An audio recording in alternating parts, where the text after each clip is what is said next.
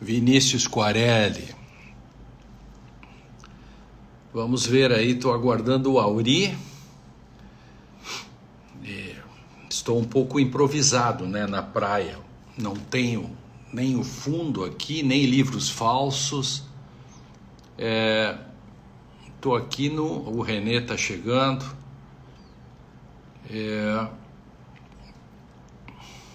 Auri, aqui. Auri tem que pedir para participar, Auri. Acho. Não é isso?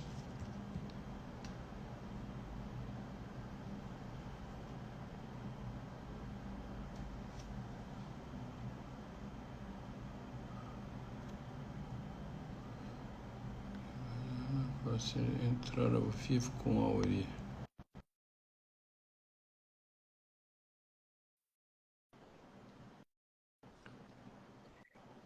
Jorge Zabu também. Auri, Entrei, boa noite. boa Velho, noite. sabe que o cara que é naturalizado digital, que eu tô mais para vulnerabilidade 4.0, o cara apanha às vezes. Não é assim, né? Não Para é nem um entrar. pouquinho. Não é nem um pouquinho. Quem me ensinou a fazer agora, passo a passo, foi a Thaís do escritório, que o André organizou tudo isso. Estou na praia, não sei se tu estás ainda, e estamos, digamos assim, fazendo uma exceção nas férias, né? Porque o momento exige, né, Uri? E quero agradecer a organização do André e a Thaís que fizeram isso. E já estamos com 440 pessoas. Então, Caraca. uma maravilha, né?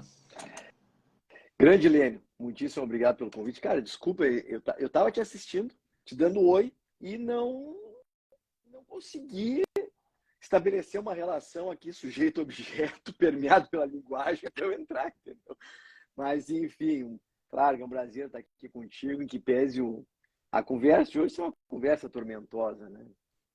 Isso aí é um tema que nos é extremamente doloroso, sabe, para todos, né? O dia 8 de janeiro vai ser o dia da vergonha nacional. Vamos ter que Ah, é estabelecer, o dia da infâmia. O é o dia da dia da infâmia. infâmia. É. É o Agora, dia da infâmia. Fale. agora,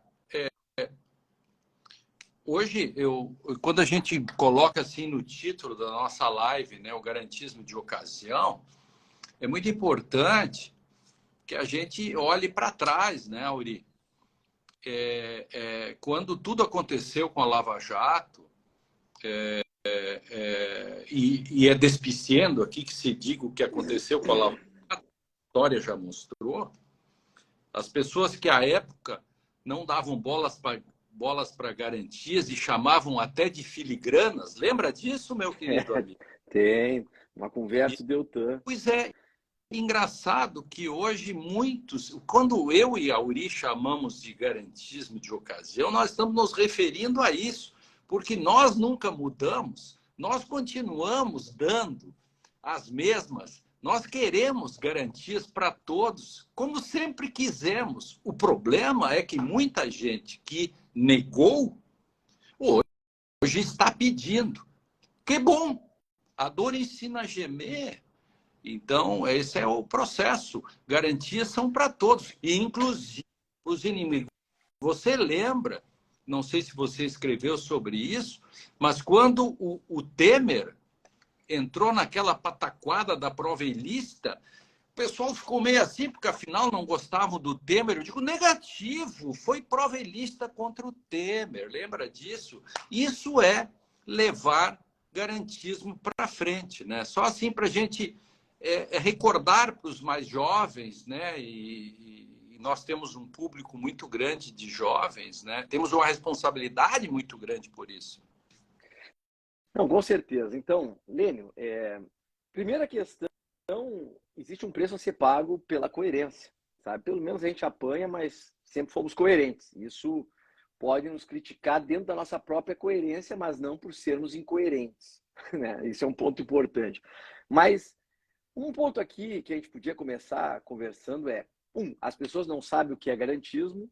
Então, para variar, nós já estamos em 2023, sabe? E aqui discutindo um conceito, Ferraioli 95, 96, você teve o Ferraioli quantas vezes? Trouxe Ferraioli, que o Rio Grande do Sul foi o primeiro a trazer. Isso, sei lá, vão quase 20 anos, sabe? E parece mentira, mas ainda temos um emprego equivocado, errado, gente que lê a orelha do livro, não sabe o que está falando, confusão de garantismo com impunidade. Talvez até como você mencionou agora, a dor ensina a gemer, talvez a dor ensine a ler, talvez a dor ensine a estudar, seria bastante interessante, né? Quem sabe agora nós tenhamos que estudar um pouco mais sobre isso. Então, quem sabe, né? Segundo ponto, sempre foi, e o garantismo penal, e é importante lembrar que não existe garantismo, não é leite, né? Não é integral, não é light, não é semi-desnatado. O garantismo é Ferraioli, uma obra extremamente complexa, direito e razão. Lá você tem uma teoria de direito constitucional, uma teoria de direito penal, você tem uma teoria de Estado, você tem filosofia do direito, e você tem o garantismo penal exatamente como uma limitação, uma restrição do poder punitivo, uma maximização de direitos e garantias fundamentais, uma maximização da efetivação constitucional, uma radicalização democrática e constitucional. Agora, Ferraioli nunca foi abolicionista, sabemos todos nós. E uma coisa que você escreve desde sempre, que eu tomo isso e cito e trago sempre, olha, punir, sim, é necessário, punir é civilizatório, realmente não pode ser vale tudo, não é vingança privada, o próprio direito penal é uma recusa à barbárie. Chamar o direito penal é recusa à barbárie. Então nós precisamos ter o direito penal. E muito me questionam sobre isso.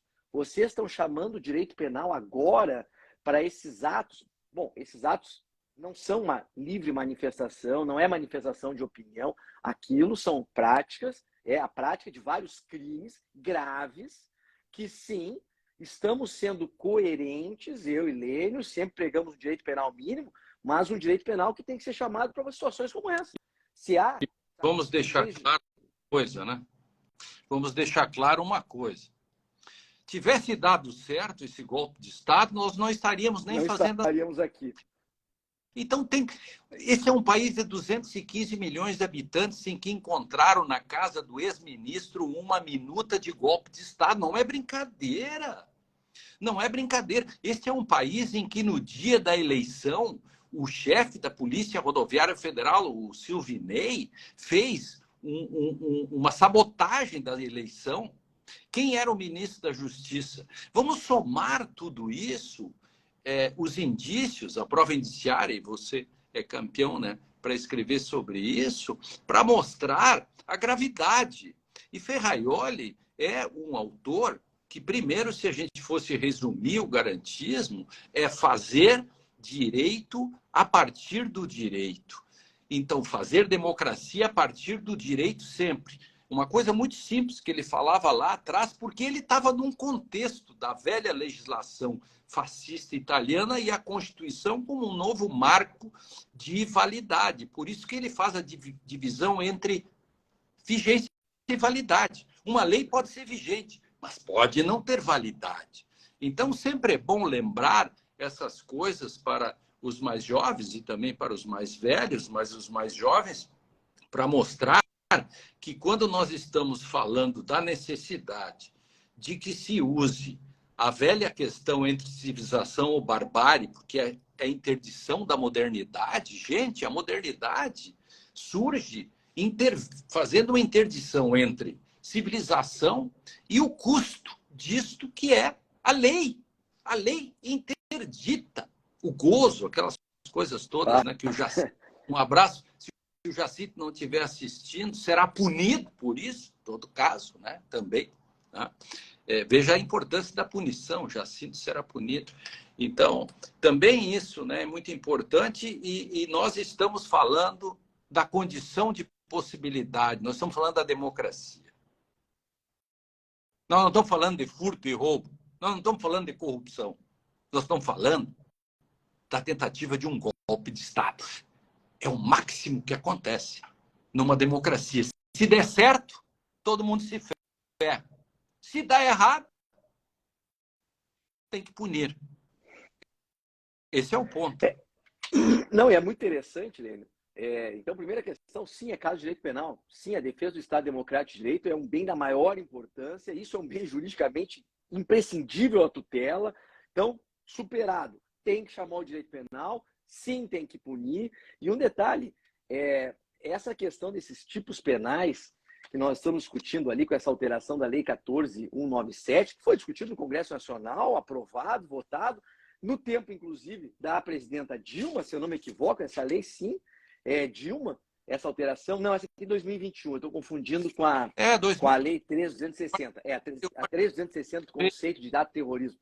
Do terrorismo é que acabou se dizendo, não vamos incluir no terrorismo aqui razão política. Talvez tenha sido até um erro, né? Se nós soubéssemos disso, sabe? Mas, enfim. Mas, se nós pegarmos essa alteração de 21, nós vamos ter o quê? Abolição violenta do Estado Democrático. Podemos discutir aqui, em termos de direito penal, se tecnicamente é o ideal ou não, mas o tipo penal é tentar. Tentar. Com o emprego de violência, abolir o Estado Democrático. Tentar. Nenhuma dúvida temos de que houve uma escancarada tentativa e, felizmente, não houve a consumação, em que temos estado muito próximo, né? Cada dia que passa, nós vamos descobrindo, por meio dessa investigação, o quão próximo nós estivemos, infelizmente, da abolição de um Estado democrático. E o outro tipo penal, que é o tentar depor, por meio de violência, governo legitimamente constituído. Nenhuma dúvida, temos que tentaram com violência e, olha, esgotaram a tentativa a mais não poder. Então, bom... E vou te dizer,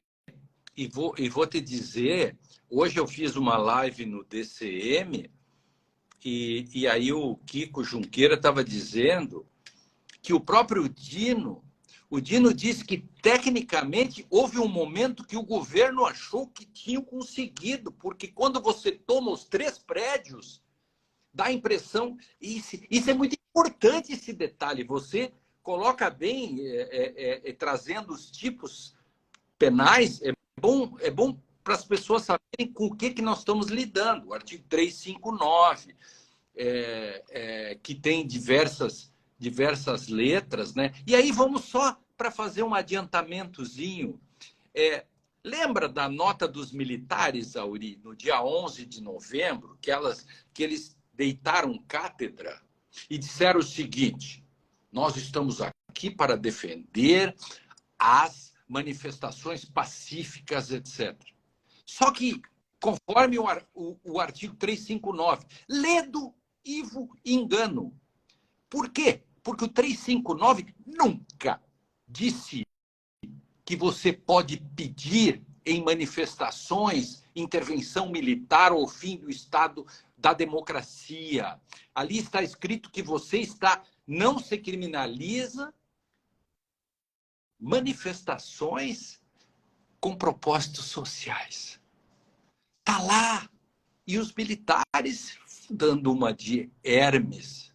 Hermes era um delinquente, cá para nós, né? Ele já está se roubando do irmão dele. Então, a delinquência de Hermes, se você não controla, ele dá um golpe na própria hermenêutica. Esse é o problema da hermenêutica. A hermenêutica precisa de controle. Não se pode dizer qualquer coisa sobre qualquer coisa. E aí, os militares, quando disseram isso, abriram as porteiras. Para quem? Aí veio os radialistas, jornalistas começaram a dizer que o 142, que é outra grande vigarice epistemológica, uma vigarice hermenêutica, dizendo que o 142 dava direito como se fosse um processo de resetamento. Ora, todo poder emana do povo e por seus representantes. Como que você pode ler um dispositivo dizendo que o poder emana dos militares? Estão de brincadeira, né? Estão de brincadeira. Beberam. Foi uma farra hermenêutica com muito baco, né? Muito mel com cachaça, né? Para dizer um negócio desse. Né? É impressionante como as pessoas, algumas, né? Mas muita gente entrou numa canoa furada, uma canoa hermenêutica furada, sabe? De leitura do 142, que é uma coisa surreal. Desde 88 nunca tinha se cogitado uma leitura como essa que se fez recentemente. Mas o simbólico dos 3 poderes é muito preocupante, é muito forte. É muito forte, sabe? Não bastou eles gritarem que o Supremo é o povo, quer dizer, tinha que quebrar o Supremo, sabe, o Congresso Nacional, o Palácio, quer dizer, uma situação única. Tomara que seja realmente única e que nunca mais se repita, sabe? Isso aí é um fato que nós temos que nos vergonhar e estudar muito. Precisamos estudar o que aconteceu. Mas, Lênin, quanto mais se mexe nessa investigação desses fatos, mais a gente vai se preocupando com as informações que vêm. Quando nós falamos do garantismo à la carte, e voltando para a questão da coerência, você falou do Michel Temer, e eu me lembrando agora, quando Temer foi preso, preventiva do Rio, eu me lembro que eu escrevi uma coluna que começava dizendo o seguinte: eu não gosto do Michel Temer. Eu não gosto, é um direito que eu tenho. Eu, Auri Lopes, não gosto do que ele representa, enfim. Eu escrevi, eu não gosto. Mas a prisão do Temer era ilegal, sabe? Não tinha contemporaneidade, não tinha perigo de liberdade, não tinha necessidade, não era cautelar. E realmente, o STJ, a unanimidade, soltou. Então, bom, a regra do jogo vale para quem a gente gosta e para quem a gente não gosta. Esse é um ponto que a gente tem que ser coerente. Inclusive, vou dizer mais, prisões agora estão fazendo as audiências de custódia, enfim. Primeira coisa, 1.000 e tantos, 1.500, 1.600, o número oscila muito, sabe? É um número que eu até agora não consegui chegar exatamente. Mas nós tivemos várias prisões. Tivemos prisões no próprio domingo e algumas prisões na segunda-feira. Muita gente questionou e, inclusive, me criticaram quando eu disse, olha, o conceito de flagrante, se nós pegarmos o artigo 302, inciso 13 e 4, e mais o 303, nós temos, sim, em tese, visibilidade de flagrante. Não havia, processualmente, ou você tem o inciso 3 ou o inciso 4, quer dizer, acabou de cometer o crime, sabe, ou foram perseguidos. E, em último caso, se tivesse uma discussão, nós tínhamos uma associação criminosa muito claramente desenhada, aonde entra o conceito de crime permanente do 303. Então, primeiro ponto, não tem nada novo naquela prisão em flagrante. Ah, mas o número alto. Bom, a dimensão máxima decorre do movimento. Bom, um assalto pode ser feito por 25 assaltantes ou com 2, né? Claro. Então, esse não era o argumento. A partir daí, também tivemos uma série de questões ali. Eu até agora estou tentando entender, que eu não sei explicar, essas 600 e tantas pessoas que foram soltas por motivos humanitários, sabe? Realmente, eu não quer dizer que eu não seja simpático ao fundamento de... Eu só estou até agora procurando no código um motivo humanitário dessas solturas, sabe? Realmente eu preciso estudar, estou sempre estudando. Então, deixa eu ajudar aí. Então, na verdade, a preocupação é ao contrário do que se fala. Na verdade, até muitas liberações podem ter sido contrárias à própria lei. Eu vou dizer uma coisa, eu fiquei procurando, se me dissesse assim, isso aqui foi um flagrante relaxado, ou seja, relaxamento porque é ilegal, ou porque não havia nenhuma vinculação de autoria e materialidade, ok. Mas o argumento que se falou, eu realmente não compreendi ainda. Mas tudo bem. Eu vou te ser bem honesto, eu acho que é o preço da coerência. Eu não concordei com a prática do ministro Alexandre de fazer uma audiência de custódia cindida. Isso eu estou até agora tentando entender, realmente não concordo. Ele delegou a audiência de custódia, concordo. Muito se questionou a demora. É um número absurdamente alto de pessoas. Delegar é normal, o Supremo e o STJ cansam de delegar em ações penais originárias, nada diferente. Claro, tudo aqui é maxi, tudo é maxi, então vamos entender isso aí. Não estou falando, antes que me critiquem, porque vão me detonar, dizendo, então vocês estão falando de direito penal do inimigo. Não, nós não estamos falando de direito penal do inimigo.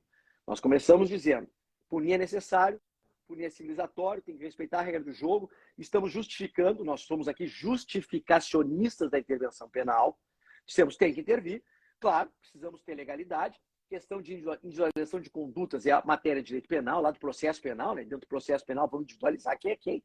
Essa audiência de custódia, não concordei com essa cisão. Não, os juízes só vão poder analisar o aspecto formal do flagrante, mas soltar ou não é só eu, ministro, que vou analisar. Bom, eu particularmente não vejo como fazer isso. Realmente estou tentando entender o argumento. Fisicamente impossível. Estou tentando entender, não concordei.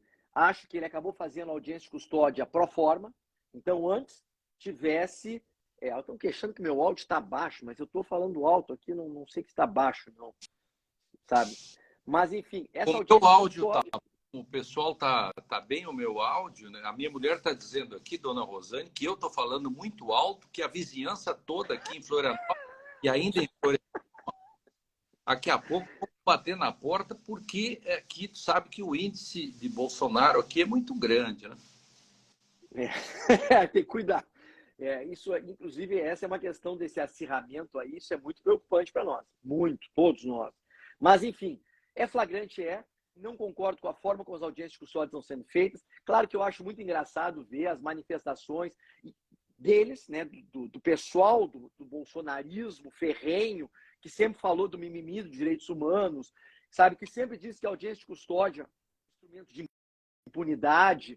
Quando eu ouvi esse argumento ridículo, sabe, quando veio o pacote anticrime, cujo nome é péssimo, né, mas aquela alteração legislativa com uma série de aspectos positivos, fomos detonados por isso tudo. Agora estão vendo o valor da regra do jogo. Como você falou no início, quer dizer, a dor ensina o cara a dar valor para a regra do jogo. Talvez ensine também a estudar, tomara a Deus.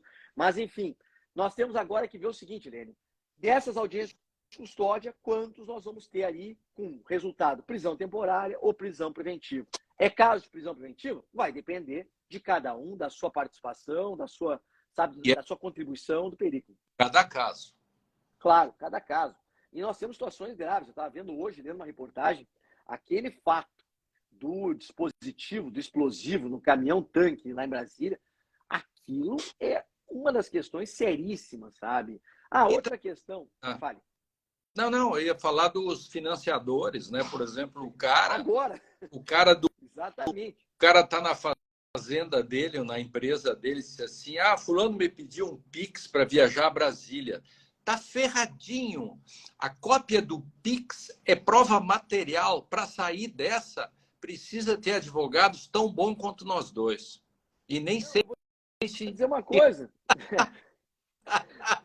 Aí alguém pode nos dizer, mas vocês... Opa, parece só um pouquinho. Desde sempre, por exemplo, o cara que pagou para o matador profissional eliminar alguém, também está sentadinho lá na fazenda e pagou. Isso sempre foi crime. E ele é autor, sim, pelo domínio final, porque ele paga, ele financia, ele domina. Então, nós não estamos inventando nada. É uma coisa elementar. Quem financiou vai responder ou por coautoria, pelo domínio final, exatamente porque tem até mais poder mesmo, porque, em última análise, muita gente acabou sendo marionete de um ônibus, um passeio a Brasília, comida e a possibilidade de ir lá manifestar a sua inconformidade. Bom, isso aí com certeza faz com que você seja um partido, na verdade, um marionete, você é uma longa-manos, sabe? Escrevi, inclusive, um artigo no Conjur sobre as razões de direito penal, né, que existem para esse tipo de processamento. Mas é importante, o André que está assistindo, sabe muito bem que quando a gente tem assim muitas discussões sobre determinado fato, a gente, por exemplo, no nosso trabalho cotidiano, nos pareceres, eu inventei um negócio, inventamos, que é aquilo que a gente chama de descrição densa. Tem vários autores que tratam disso, mas é descrição densa. Isto é, a gente mostra que há determinadas coisas, Auri, que mesmo que haja uma total discrepância de desacordos empíricos, desacordos morais, desacordos teóricos, disagreements teóricos, existem coisas factuais que podem ser descritos de forma densa.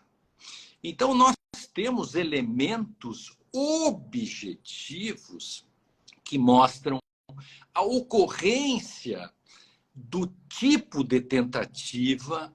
Nós temos elementos objetivos que ligam os autores, os coautores, os financiadores, e temos, inclusive, uma segunda camada de criminosos que são... E aí vem um parêntese. Muita gente, quando eu fiz um vídeo outro dia, se queixou, a Thaís me chamava a atenção hoje, disse assim, só fala em política, por que vocês não falam em direito, querido? um golpe de Estado é uma questão política. Aliás, a lei do terrorismo, por não ter posto a questão política, falhou, porque ela é política. Então, quando nós estamos falando, por exemplo, dessa questão da punição, nós temos que ir atrás de radialistas que passaram meses e meses pregando intervenção militar. Sabe onde é que está escrito isso? No crime 286, e o parágrafo é claríssimo ali, aquelas pessoas que todo o tempo falavam intervenção. E eu sei, a Jovem Pan, por exemplo, aí no Rio Grande do Sul, a Rádio Guaíba, parte da Rádio Pampa, das pessoas todos os dias falando, tem que dizer, eu digo isso muito claramente, as pessoas pregando o golpe de Estado, pregando intervenção militar, 286. Eu acho que essa segunda camada, nesse palimpsesto, vai chegar no segundo momento, né? O Rivotril já está à disposição de muita gente, né? Eu vou dizer uma coisa, eu recebo, até estava lendo aqui na passada, essas críticas de que, bom, vocês estão falando de política e não de direito penal, processo penal. Só que tem um detalhe, né? É o todo. Obviamente que o processo penal ele é reflexo da Constituição, é reflexo exatamente desses influxos políticos. É óbvio que o processo penal, já dizia Goldman, é um termômetro dos elementos autoritários ou democráticos da sua Constituição, e é óbvio que isso também significa dizer uma ambiência política em que você está trabalhando, inclusive para nos proteger do autoritarismo, entendeu? Quer dizer, essa questão da intervenção, eu nunca vi um povo pedir para ser oprimido. É uma coisa assim, é inacreditável isso. Agora, claro que essa questão dos financiadores, uma investigação bem feita, e será, eu quero acreditar que vai ser investigado sim. Existem hoje elementos importantes para chegar nesses autores, pelo rastreamento do dinheiro, pelo rastreamento de movimentação, inclusive os próprios golpistas aqui forneceram prova contra eles de sobra, se filmando, quer dizer, o orgulho, né? Trazendo aqui, o orgulho é... Nobel. Aqui é o único país em que os terroristas são escoltados para o local do crime e quando os terroristas chegam lá, eles se filmam. Isso é genial, isso é genial. Não, e assim, né? A manifestação suprema da ignorância, pregada ao longo de 4 anos também, né? Quer dizer, o cara esfaquear uma obra de arte, quebrar um relógio, um valor histórico imenso, sabe? Uma cadeira que foi construída por um designer que era um judeu, que saiu de um campo de concentração, que tem uma história por trás. O que você ganha com isso? Quer dizer, o terraplanismo, ele também tem o terraplanismo jurídico, sabe? É um terraplanismo cultural, isso é uma coisa que esparrama, isso gerou um emburrecimento coletivo muito preocupante.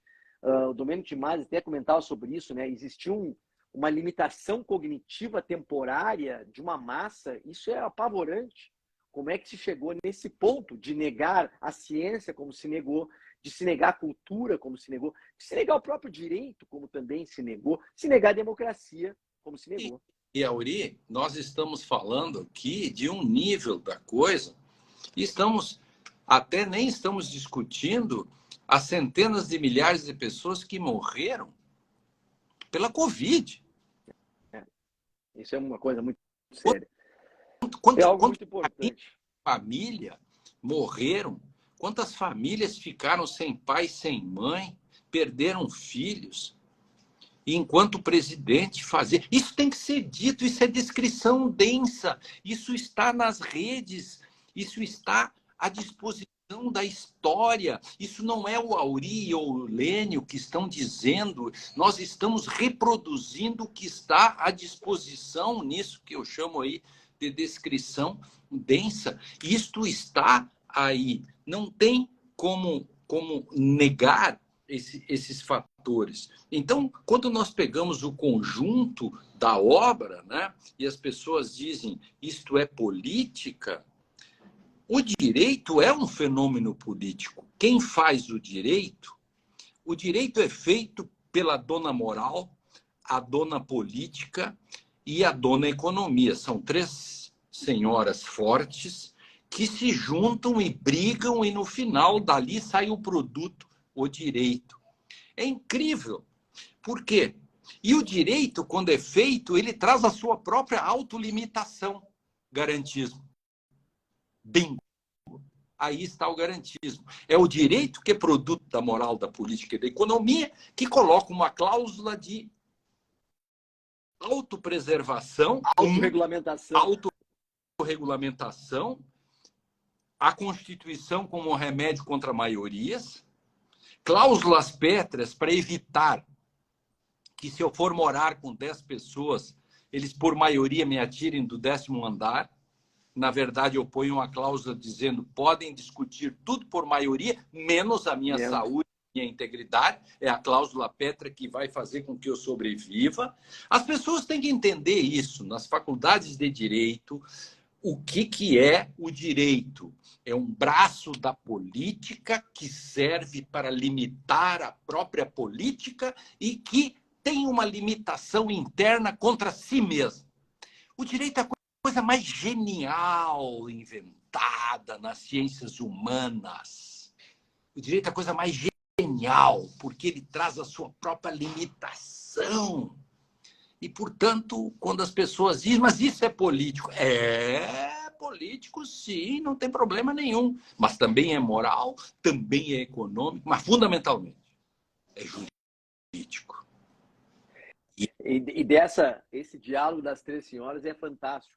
E é claro que nós vamos ter também o reflexo da predominância de uma sobre a outra, conforme um momento, um contexto. E é difícil isso, sabe? Não é uma... Sabe que agora você estava falando, estava lembrando, esse dia eu estava lendo um livro, e onde se explicava a questão da escola tecnicista italiana no fascismo, sabe? Eu realmente achei muito importante a construção e a comparação com o nazismo e os teóricos nazis. E os italianos do fascismo italiano, os autores fascistas italianos, eles não queriam incorrer no mesmo erro dos autores nazistas alemães para não serem rotulados. Então, o que nós temos? O tecnicismo italiano, que é aquela conhecida por nós já de diferentes escolas, do mito da neutralidade. Não. Vamos discutir apenas o direito, isso não é político. Isso é um direito a ser visto de uma política que não quer se mostrar, que é pior, que é a senhora que não quer assumir que está ali, sabe? Então, meu amigo, vamos assumir sim que o direito é reflexo desse diálogo aqui, que ele sofre esses influxos. E é claro, nós aqui, inclusive, nos criticam aqui sempre, a ideologia. A ideologia é um conjunto de valores, de regras que permeia toda a nossa vida o tempo todo. Somos seres ideologicamente comprometidos. Isso é óbvio, entendeu? Uma coisa elementar. Nenhum de nós aqui está pregando uma dicotomia sujeito-objeto. Uma coisa... Tem gente que pensa isso até hoje. Olha só, eu comecei a lecionar em 1973. Quer dizer, parece incrível, mas eu tinha 16 anos, eu passei no concurso público. Depois levei um tiro, fui vitimado, parei, minha carreira foi interrompida precocemente e voltei aos palcos em 1981. E estou dizendo isso para dizer, quando você fala em ideologia, né? Eu decorei o conceito de ideologia que eu dava para meus alunos em 1981, que é um conceito da Marilena Chauí, muito simplesinho, que está numa revista de cor verde, chamada de Ideologia e Sociedade, na página 35. Vê um negócio que o velho lembra disso. Aí eu dizia assim, ideologia é um corpus de representações que se prescreve de antemão que se deve agir e sentir como forma de formação de um imaginário, faz com que as ideias predominantes da sociedade oprimam aqueles individualmente, blá, blá, blá, blá, blá. É isso. Ideologia está em tudo que é lugar. A questão toda é como que você contém. É como subjetivismo. Precisa ser contido. Por isso que Hermes é um delinquente. Claro. É um delinquente. Claro. Você precisa controlar. E nós voltamos a uma questão antiga que você fala muito, que é muito importante. Sim, nós temos que controlar os espaços impróprios, discricionariedade judicial, sim. Não se pode dizer qualquer coisa sobre qualquer coisa, não é um marco zero, não vamos pactuar com esse solipsismo. E é claro que o direito busca o tempo todo esse autocontrole, porque nós temos os que vão desvirtuar, né? O terraplanismo é um problema sério.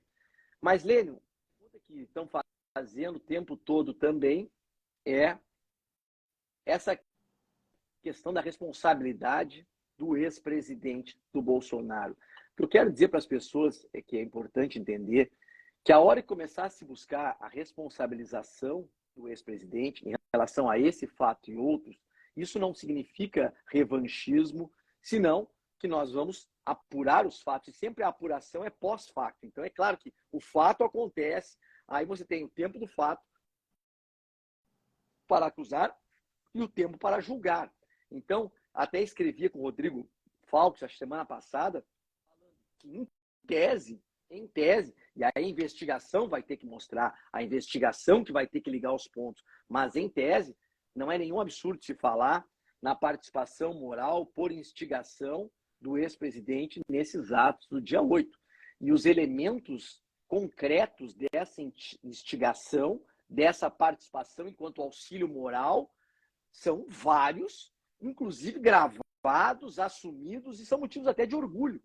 Então, é claro que vai ter que se responder por isso. É só voltar a 1962, vamos pegar a obra original e de como aconteceu a questão do julgamento de alguns nazistas sobre essa questão do domínio do fato, como é que ele surgiu. Que é, de algum modo, aquele que de algum modo fazia o reforço moral, etc. E isso está muito claro, né? Porque o grande mito, o grande chefe fazia isso, né? Claro que precisa ter elementos concretos para isso, não vamos negar esse tipo de coisa, né? Precisa ser posto. Mas eu queria te colocar uma outra coisa para não dizer que a gente não enfrenta. Por exemplo, acho que nós temos que discutir isso aqui. Eu já discuti muito isso no Conjunto e apanho todos os dias por causa disso, e que é uma questão do grande inquérito que puxa tudo para si. Bom, questão é a seguinte, passou vários amigos nossos aqui do Prerrogativos, nosso grupo que a gente tem muito orgulho de participar, o Prerrou é um espaço importante, passou o Rodrigo Faux aqui. Claro que nós temos nossas divergências em relação a decisões, atos e posturas do ministro Alexandre, que não são de hoje, nem Lênio mais velho ainda, diverge do Alexandre, no tempo que ele era apenas, como se fosse pouco, né? Mas quando ele era professor de direito constitucional, enfim, já teoricamente havia divergência. Claro que quando acerta, se aplaude, quando erra, se critica e se mostra. E é uma crítica fundamentada. E nós, Lênio e eu, obviamente, também temos as nossas divergências, sempre respeitosas e boas de se pensar. Eu, particularmente, tenho uma dificuldade de compreender o início de tudo lá no inquérito das fake news primeiro. Lá atrás, eu entendo que lá, e eu tenho muito medo, Lênio, tenho muito medo, eu não quero que se cometa agora os erros da Lava Jato de novo. Quer dizer, tudo aquilo que nós criticamos de uma competência esponja do Sérgio Moro, de uma manipulação de competência, segue valendo e nós vamos continuar criticando e nós não queremos que o que está sendo feito hoje seja anulado amanhã ou depois. Então, é claro que a gente está alertando, eu particularmente tenho uma posição crítica em relação às atuações, eventuais atuações de ofício, porque aí é importante você individualizar. Não pode generalizar, porque cada decisão sensível do ministro Alexandre é objeto de uma discussão. Em alguns casos, já no passado, teve decisões dele em que ele agiu de ofício, que eu não concordo. Teve outras em que houve pedido expresso ou representação da Polícia Federal por prisões e ele decretou a prisão ou não. E você pode divergir, mas pelo menos agiu mediante invocação e a imensa maioria dos casos ele agiu mediante invocação, o que é correto. Eu não concordo quando ele atua de ofício. Em que pese, nós temos que também discutir o espaço do Ministério Público, cuja omissão nesses últimos anos tem gerado uma atuação de ofício. Então, a gente está numa encruzilhada tenebrosa, que é uma omissão do MP que a gente não consegue controlar, e outra, mais do que nunca, nós temos que começar a discutir quem controla o PGR, quem controla a omissão do PGR. Eu concordo. Estamos alinhados com pequeníssimas questões. Por exemplo, eu, para sustentar, porque de onde isso começou, também para os mais jovens, etc., para outros, a gente tem que dizer como isso tudo começou.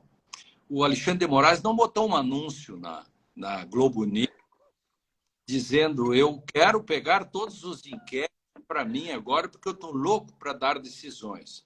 Nem o Supremo Tribunal pediu para que começasse a discutir essas questões. O que aconteceu?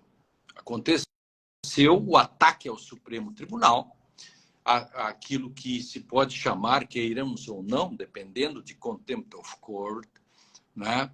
É como que uma corte é esbofeteada. Para entender um pouquinho isso, eu escrevi um texto que está lá no Conjur sobre o Shakespeare, Henrique IV, em que o filho dele, que era o Henriquezinho V, malandro, ia na zona, não pagava a conta, ele e o Flagstaff, o amigo dele e tal, foram e caíram numa farra e foram todos levados à presença do juiz, e o Henriquezinho, metido, foi lá e deu uma porrada nos cornos do juiz da Suprema Corte.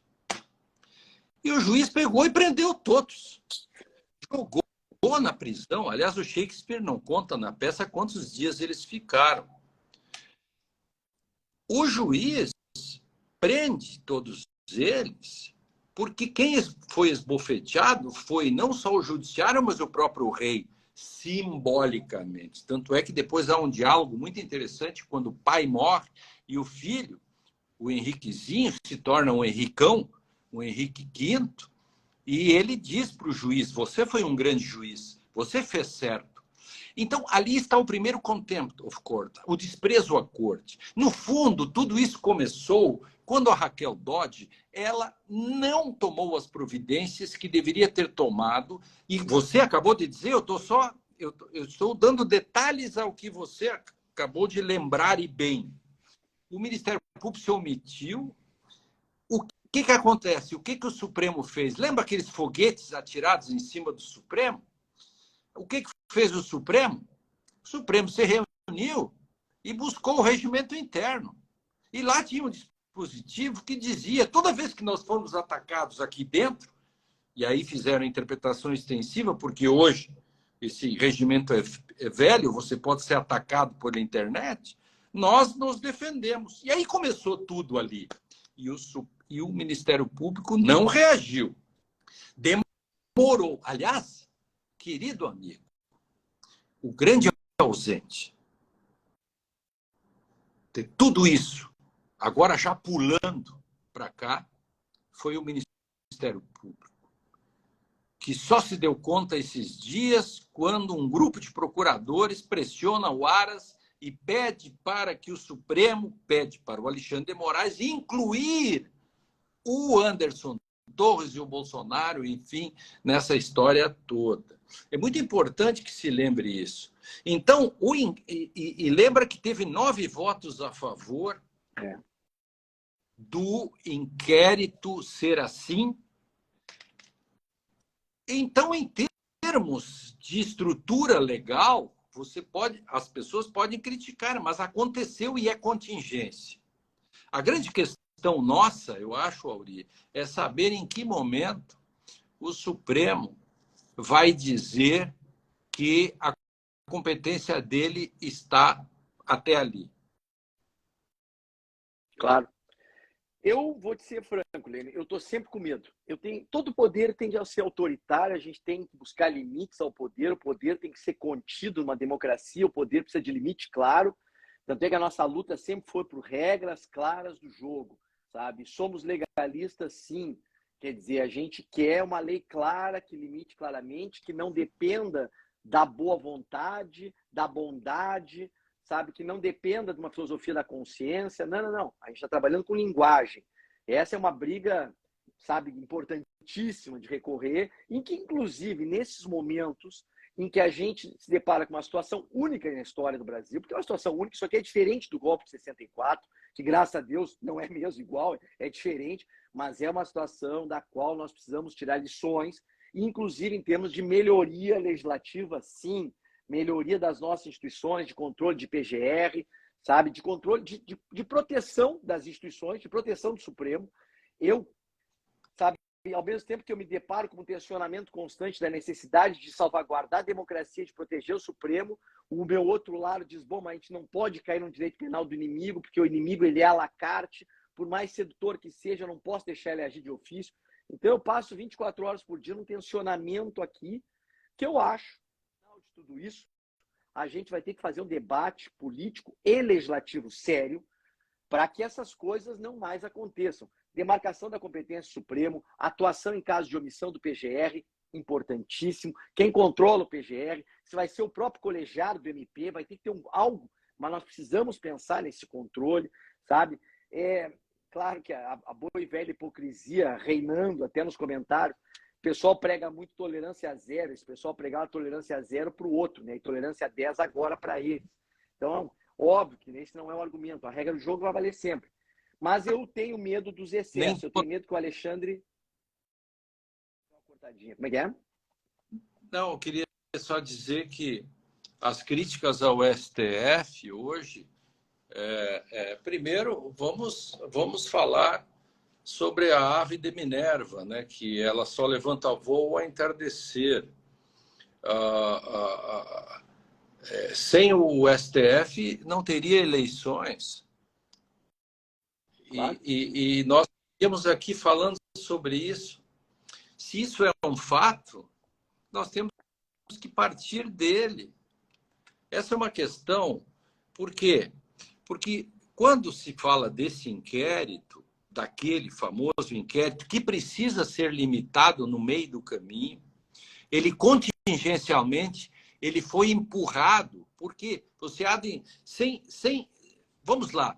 Você acha que o Alexandre de Moraes, sem o poder que tinha, você acha que essa eleição teria acontecido? Não teria acontecido e não teria se efetivado a posse. Enfim, nós temos uma situação única, apavorante. Agora, a partir disso, o nosso compromisso agora é trazer aí as correntes de Ulisses e começar a pensar um modo como, inclusive, ajudar o Supremo a sair desse imbróglio. Não é fácil, Lauri. Não é. E uma coisa, né, Helênio, que eu estou muito preocupado é o seguinte. Sério isso? Como é que o Supremo vai lidar, já que a gente está falando de competência, que é uma competência complicada, e outra coisa, né? Vamos partir de uma premissa. Podemos discutir se o Supremo tinha toda essa competência ou não, mas o próprio Supremo reafirmou, sim, tem, está aí. Ok. O afastamento do governador. O afastamento do governador é uma coisa elementar pela conexão. É óbvio que o fato é conexo. Então, não há nada de novo nisso. Não. É claro que nada novo. O Supremo vai julgar o governador. Tem gente dizendo, mas o STJ que julga o governador. O STJ julga o governador quando não é uma competência superior, que é do Supremo. Então, é perder tempo falar sobre isso. Exatamente. Uma coisa que tem me preocupado é o seguinte: o processo penal, não só no Brasil, mas no mundo, ele não lida bem com maxi processos. Eu estou muito preocupado em saber se o Ministério Público, que é quem vai ter que acusar, tem uma estratégia acusatória diante de centenas e centenas e centenas, mais de 1000, possíveis acusados amanhã. Como é que vai se fazer essa acusação? Porque senão a montanha vai parir um rato. Aliás, segundo ponto. Sim. Não, diga o segundo ponto. Segundo ponto. O Supremo vai lidar de que forma com isso? O Supremo não tem condições de julgar 1000 ações penais. Nem 100, 200, 100 pessoas em cada. Meu amigo, esse é o ponto. E você está trazendo aqui, vamos aproveitar e homenagear o Prerrogativas, que é onde, primeira vez, você debateu esse tema. Lembra? Esses dias, eu levantei uma questão, uma bola picando para você chutar de volta, e aí entraram outras pessoas. O que nós discutimos lá no Prerro, esse grupo hoje que tomou esse protagonismo todo? Isto que você está dizendo. A primeira coisa que eu disse, e você respondeu, me lembro da sua resposta, tem que ter uma estratégia assim, assim. E eu respondi do outro lado a sua pergunta. Como que alguém julga um processo com 1000 réus?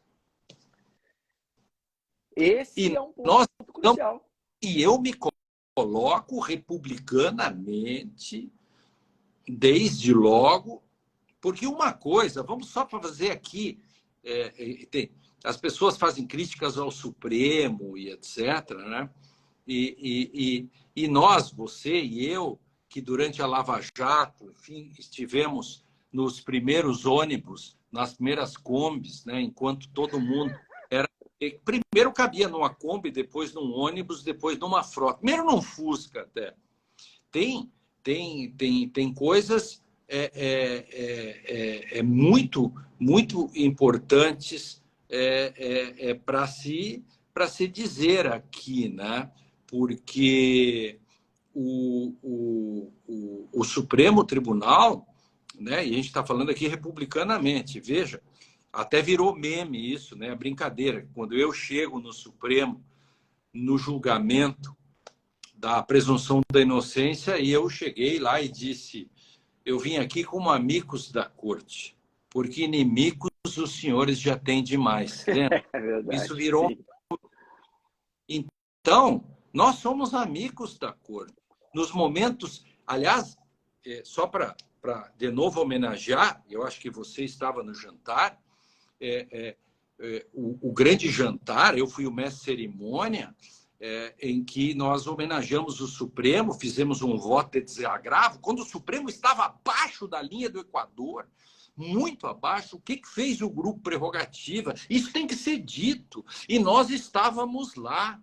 E não só nós, estava Nelson Jobim, Delfim Neto, estava inclusive Ives Gandra. Quem estava lá para dizer: o Supremo Tribunal sem você não tem democracia? Claro, Eu fui o mestre de cerimônia, inclusive declamei Tolstói, né? Enquanto todos comiam aqueles nacos de carne gostosos e aqueles maravilhosos, eu tentava animar a plateia para esperar que chegasse o primeiro orador, o segundo e, finalmente, o Toffoli, que era o presidente de então, para fazer. Isso tem que ser dito para dizer o seguinte: nós somos institucionalistas nesse sentido. O que nós estamos dizendo aqui, nos colocando à disposição, é para achar saídas republicanas. Não, com certeza. E defender o Supremo é defender... O que eu estou falando é infantil, né? Mas defender o Supremo é defender a democracia, defender o Estado de Direito e defender o Estado brasileiro. Então, não é porque vocês são advogados e têm interesse. Cara, não tem absolutamente nenhuma relevância isso. A gente está numa dimensão macro, sabe? Então, realmente, eu estou preocupado com o futuro, porque nós queremos o quê? Uma devida punição dentro de um justo processo, regra do jogo para todo mundo, isto é óbvio, um processo com todas as garantias também para os inimigos da democracia, sim, mas só que para isso é preciso ter o que nunca se viu antes, uma estratégia para acusar, para julgar. Não sei se vai ser força-tarefa no Supremo, força-tarefa no MP. Realmente, eu não sei. Eu não sou o acusador e não sou o julgador. E não gostaria de ser nessa hora, porque vai ser uma tarefa hercúlea, sabe? Falando de Hércules, né? Mas, realmente, é preciso que isso tudo se faça dentro do marco da legalidade, porque nós também não vamos abrir mão da legalidade, sabe? É preciso, sim, a legalidade. E outra coisa, você falou muito na Lava Jato, e realmente, Lênio, a gente apanhou muito lá atrás. Muito, em 2014, 15, 16. Eu me lembro de dar palestra falando sobre a Lava Jato-latriz ser vaiado, sabe? E, meu Deus, demorou para esse povo entender que a gente estava pregando era respeito à regra do jogo, sabe? E tá aí, o resultado foi esse, está se pagando um preço necessário. E outra coisa, né? O Supremo anulou, e anulou várias ações, eu anulei 7, sabe? 7 braços da Lava Jato, 7 processos. Importante. Porque em democracia é importante você anular por um efeito pedagógico, para comunicar para as instâncias inferiores e para todo mundo que existe regra do jogo. Para comunicar lá para a polícia, lá para o juiz de primeiro grau, que não é vale tudo, sabe? Então, o anular é um preço caro a ser pago, mas com certeza ele é muito pouco perto do resultado final, que é salvar uma estrutura legal. E a gente, volto a dizer, sim, nós somos legalistas, sim, nós, Lênio, sempre mais do que ninguém, falou muito sobre isso, sim. Nem vamos falar nisso. Vocês são positivistas. Primeiro, defina positivismo. Segundo, de que positivismo você está falando? Não. a coisa é mais embaixo, o buraco é mais sério, entendeu? Não, sem dúvida, sem dúvida. E uma coisa importante, para além, né, de nós termos denunciado o ovo da serpente, agora quinta-feira, se nenhuma tragédia nacional acontecer a mais, está programado um texto meu sobre uma espécie de prestação de contas da Lava Jato até os nossos dias, tudo que aconteceu e por que aconteceu tudo isso, né? E como que nós denunciamos tudo isso, o papel do grupo Prerrogativas, nessa coisa toda de fazer. Aí eu volto lá para a Alemanha, né, como o Bernd Ritters fez lá com a questão do nazismo, mostrando a falta de constrangimento epistemológico, tudo isso.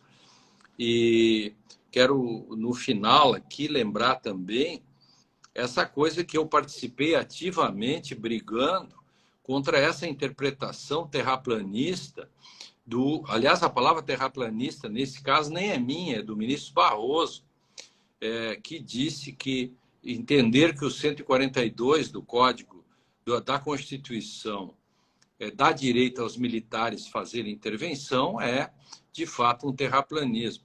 Todos os dias eu denunciei isso e chego ao ponto de dizer que essas pessoas, quando usavam o 142 para intervenção militar, estavam cometendo o crime do artigo 386 do CPC, do CPP, do Código Penal, porque ali estavam incentivando, né? É tudo muito importante, por quê? Porque o Brasil precisa urgentemente, e eu dizia isso há um tempo atrás, que tem que pegar o filme 1985 do Darim, que eu recomendo aqui para os nossos 972 teleouvintes aqui, que assistam o filme do Darim mais de uma vez. Para o governo, eu sugeri que assistisse 10 vezes, repetidamente, fazer uma ficha de leitura no final para o atual governo. Por quê? Porque o 1985 do Darim mostra como você deve punir e como é necessário. Então, quando alguém aqui nos nossos teleouvintes diz, vocês estão falando de política, assista o filme 1985, veja o que aconteceu e vejam o papel do promotor de justiça. E no final ele diz, fazendo aquela parada, né, de tudo que ele fez, ele conseguiu condenar, inclusive, um dos chefes militares à prisão perpétua, coisa que nós não fizemos no Brasil. Nós fizemos o passapanismo, e o Brasil tem que parar com o passapanismo. Ele olhou para todo mundo e disse, nunca mais. O Brasil precisa dizer, Aurí Lopes Júnior, meu querido amigo, nunca mais. Os 981 que estão nos assistindo, o Brasil precisa dizer, nunca mais. É verdade. É disso que se trata, Aline. Nunca mais se repita e que nunca mais tenhamos sequer que discutir esse tipo de coisa, né? Que nunca mais se ataque instituições democráticas, que nunca mais se ataque prédios dos três poderes, tão preocupante isso, e que a gente nunca mais precise realmente fazer essa discussão. A gente tem tanta coisa melhor e mais importante até para discutir. Quer dizer, em pleno século XXI, 2023, a gente está discutindo aqui que sim, é democracia sempre, é democracia que se quer, que isso é golpe. Quer dizer, cara, a gente era para estar aqui discutindo o nosso novo Código de Processo Penal, alinhado com o sistema acusatório, juiz das garantias, limitação ao decisionismo, como é que nós vamos fundamentar a decisão do júri. A gente tem tanta coisa crucial e, de repente, a gente tem que parar e fazer um retrocesso civilizatório, porque isso aqui foi um retrocesso civilizatório, né? Realmente, nunca mais. Lênio, muitíssimo obrigado. Com Brasília inenarrável, sempre bom conversar nunca com você. Mais. Manda um abraço, dona Rosane, ela que manda em tudo. Homenagem. E saudoso Grupo Prerrogativas, continuamos juntos sempre. Até a próxima, valeu. Nunca mais. Só alguém me ensina aqui como é que eu salvo esse negócio. Agora, quando você fechar, encerrar, vai te dar essa opção de salvar. E aí vê se você não... botar o dedo em cima do X? Nós vamos fechar agora o dedo em cima do X. E aí, tu, que é o homem que manda, é que vai ter que definir salvar. Eu preferia que você tivesse chamado um estagiário. Mas eu estou em Santa Catarina. Vamos lá, então. Abraço, Lênio. Valeu, Valeu. abraço. Tchau, tchau, tchau, tchau. Valeu. Valeu.